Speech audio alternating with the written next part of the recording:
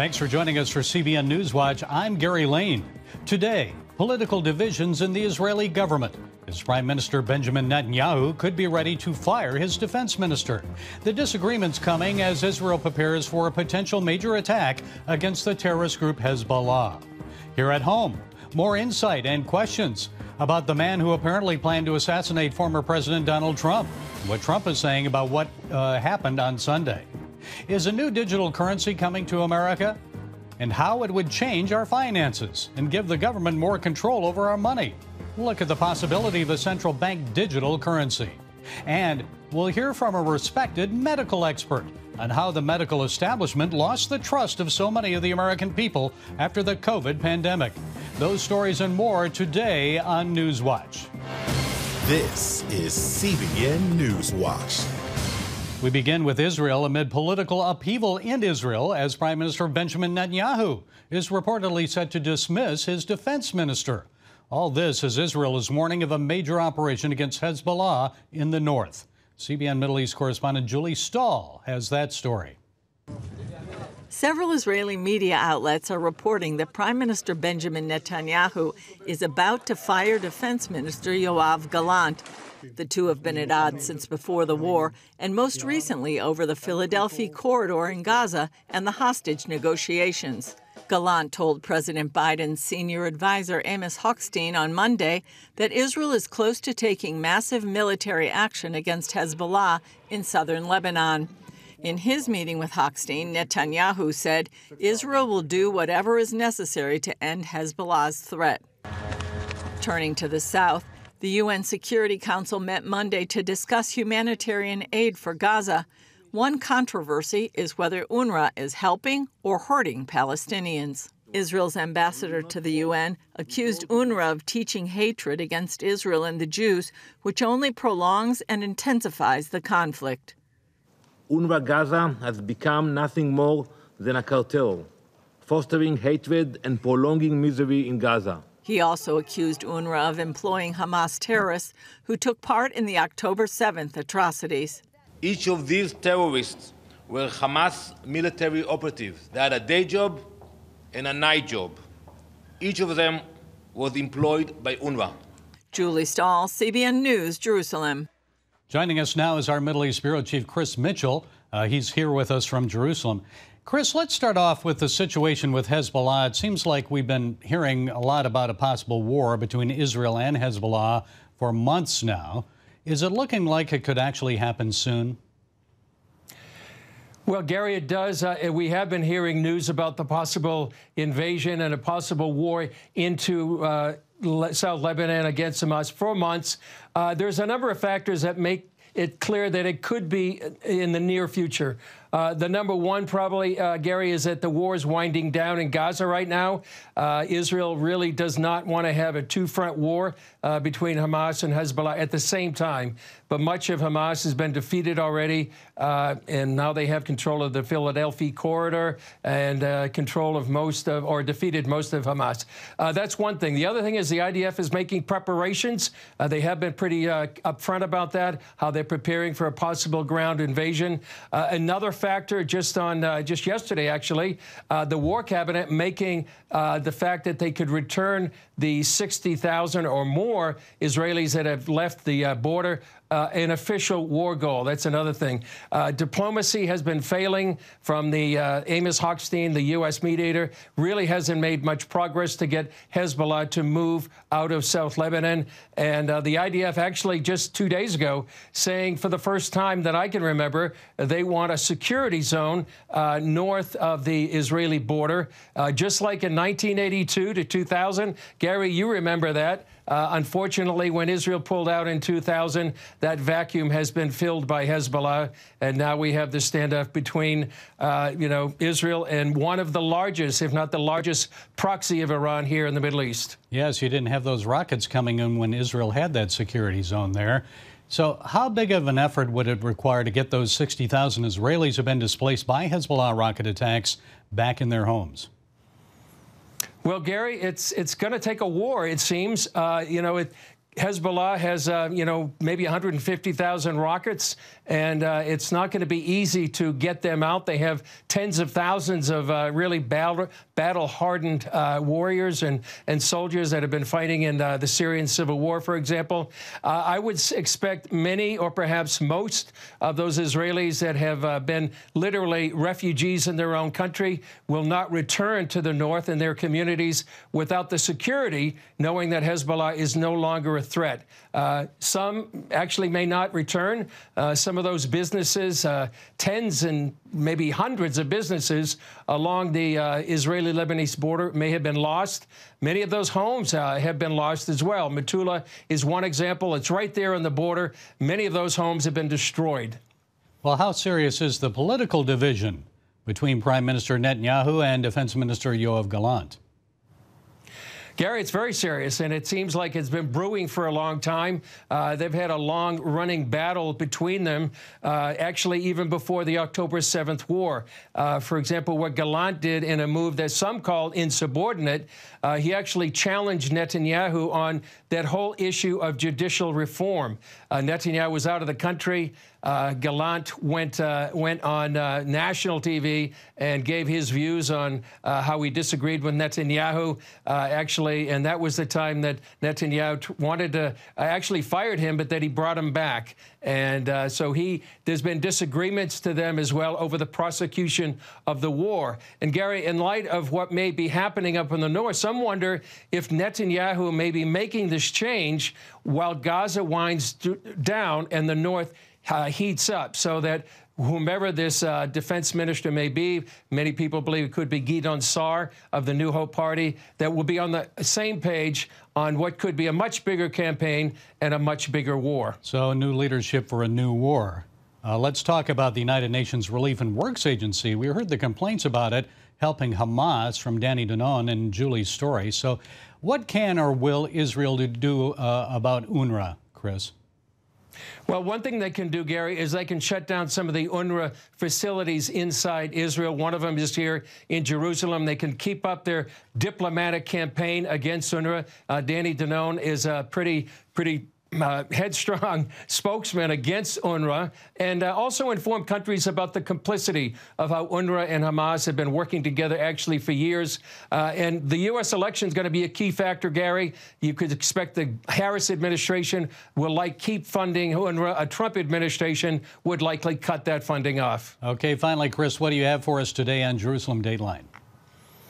Well, we have a special program, Gary, on the CBN documentary, Whose Land Is It? It's an examination of both the Jewish and the Arab claims to the land of Israel, and very important education for people to understand in today's world, to know the history of this land in light of all the protests going around the country, these cries of Palestine shall be free from the river to the sea. So a very important program on Jerusalem Dateline. Okay, Chris Mitchell from Jerusalem. Thank you, Chris, as always, for those insights. Stay safe. I know many people are praying for you and our staff there in Israel. Well, former President Donald Trump is praising the Secret Service for protecting him from a gunman who was staked out on Trump's golf course for 12 hours. But questions are being raised about how the suspect was able to get so close to the former president. Trump is also pointing to the rhetoric of his political opponents as cause for the would-be shooter. Now the suspect is behind bars, facing federal gun charges, and the FBI is still calling what happened an apparent assassination attempt. CBN's Jenna Browder has that story. Body cam video shows officers in Florida arresting Ryan Wesley Routh. He's facing 2 federal gun charges, and authorities are likely to add more. We are investigating this matter as an apparent assassination attempt of former President Trump. Trump speaking about it last night on X. It was quite something, but it worked out well, and Secret Service did an excellent job. And they have the man behind bars, and hopefully he's going to be there for a long time. Earlier on Fox News Digital, Trump blamed President Biden and Vice President Harris for their rhetoric as motivation for the shooter. Today, questions loom on how 58-year-old Routh got within 400 yards of the president and how he knew where Trump would be at the golf course. Cell phone records show he waited in the bushes for about 12 hours. A Secret Service agent walking ahead spotted the gun barrel and fired on the suspect. The subject, who did not have line of sight to the former president, fled the scene. He did not fire or get off any shots at our agent. The Secret Service admits it did not check the perimeter of the course beforehand. Former agent Tim Miller tells CBN News the agency should reevaluate how it protects Trump. But I hope now the resources are proportionate to what a sitting president would get. That's the only answer. They need to push out these perimeters, and they're just not doing it. It's a second attempt in 2 months. That's unfathomable. Routh has a criminal history and reportedly voted for Trump in 2016, but became disillusioned and later invited Iran to assassinate him in a self-published book. And in his interview on X, Trump said he had a nice conversation with President Biden about Secret Service protection. Today, he hits the campaign trail again, heading to a town hall in Michigan. Jenna Browder, CBN News. Coming up, could a revolution be coming in our money with a new digital dollar? That could change the way we spend, shop, pay our bills, and more. But it could also give the government more power over our finances. We'll bring you a look at the debate over a central bank digital currency when we come back.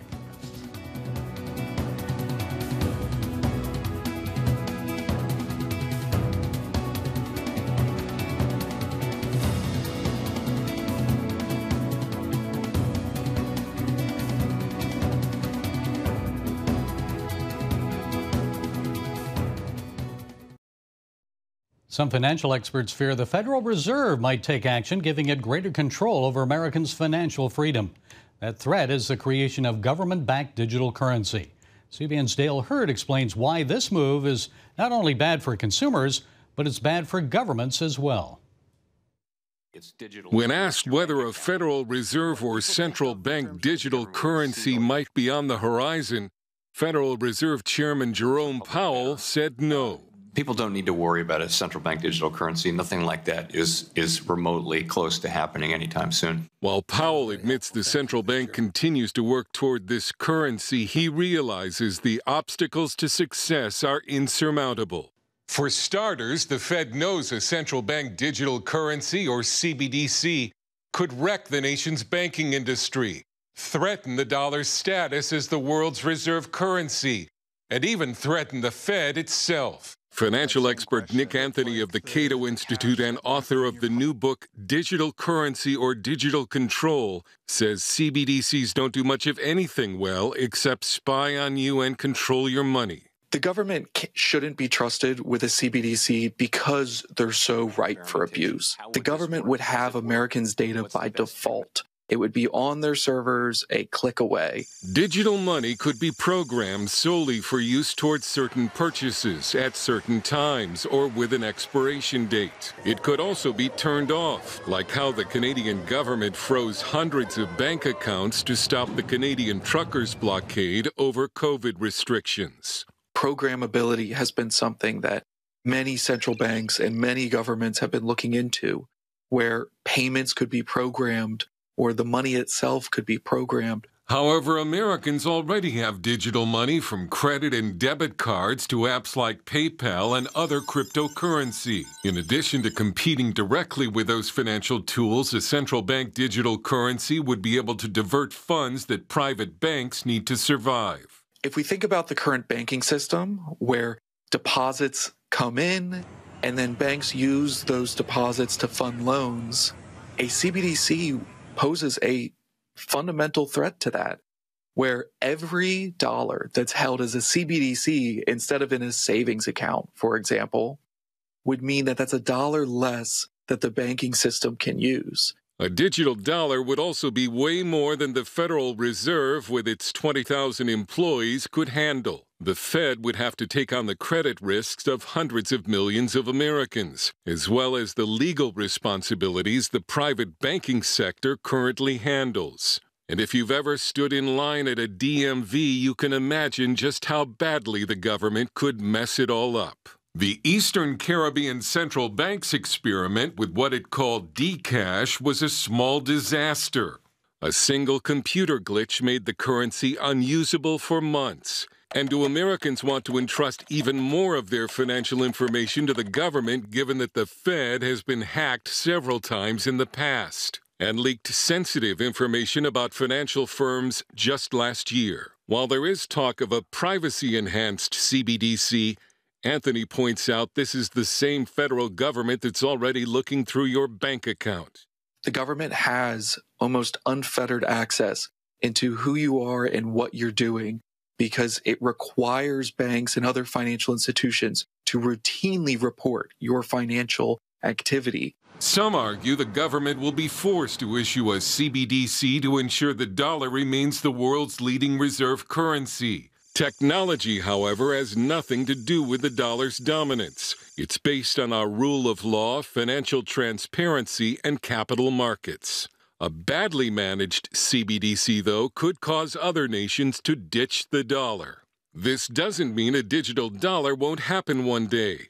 Controlling people's money is, after all, the ultimate instrument of government control. But the Fed hasn't yet figured out how to make one work. We're nowhere near recommending or let alone adopting a central bank digital currency in any form. Dale Hurd, CBN News. Still ahead, Americans trust their doctors and the medical establishment to make the right decisions for their health. But we'll hear from one expert who says that trust was broken during the COVID pandemic. We'll have a look at the interview right after this. Americans look to public health leaders for trustworthy advice. Johns Hopkins University surgeon Marty Makary says the medical establishment broke that trust during the COVID-19 pandemic.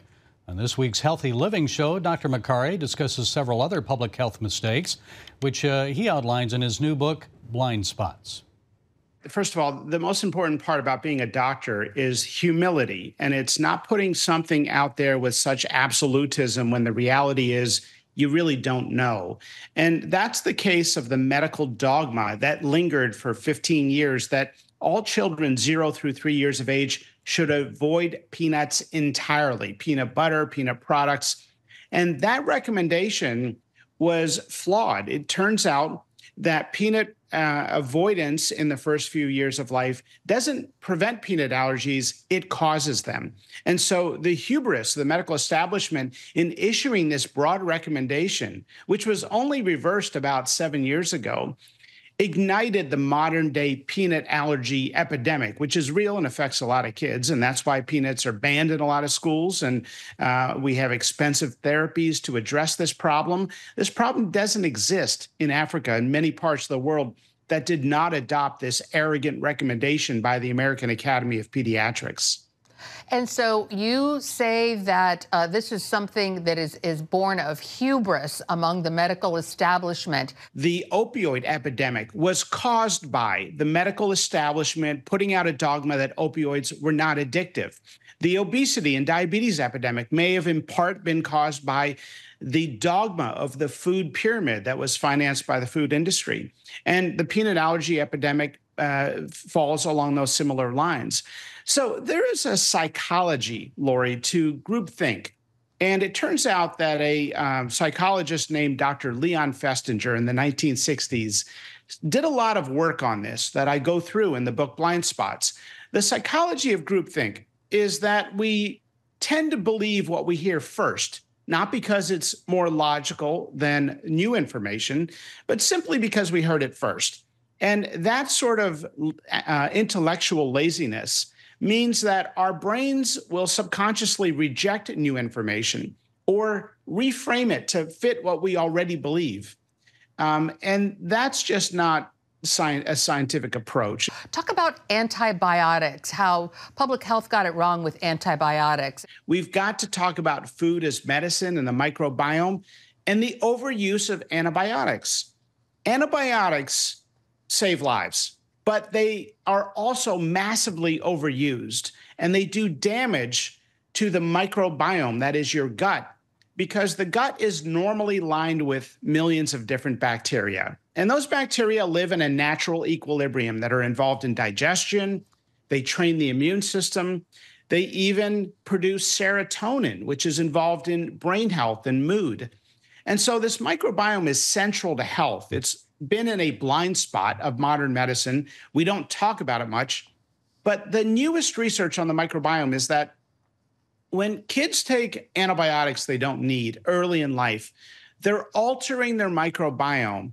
And because that microbiome is now different, we see higher rates of obesity, learning disabilities, asthma, celiac disease, many of these chronic diseases. And there was a dose-dependent relationship in the study. That is, the more courses of antibiotics a young child took, the higher the risk of all of those conditions. And once again, Dr. Marty Makari's book is called Blind Spots. You can see the entire interview with Dr. Makari on healthy living today on the CBN News channel at 2:30 and 6:30 Eastern. You can also see it on the CBN News app or on YouTube. Well, coming up, we'll take you back to Israel for some positive news about a record number of Jews visiting the holiest site in Judaism. We'll have that story for you when we come back.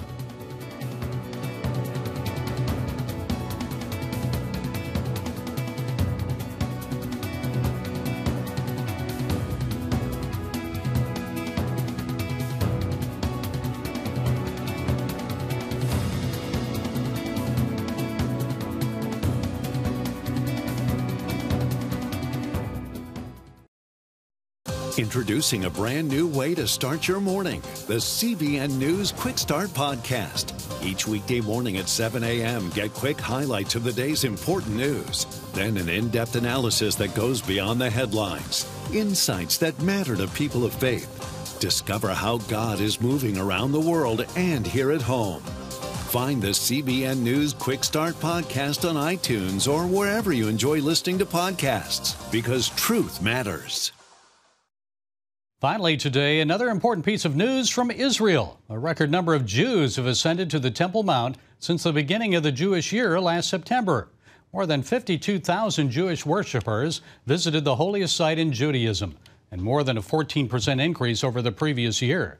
It's the largest number since Israel retook control of Jerusalem in the 1967 Six-Day War. Well, that's it for this edition of CBN NewsWatch. Remember, you can find more of our news programs on the CBN News channel anytime or online with cbnnews.com. Also, tell us what you think about the stories you've seen by emailing newswatch@cbn.com or talk to us on Facebook, Instagram, and X, formerly known as Twitter. We hope you'll join us next time. Have a great day.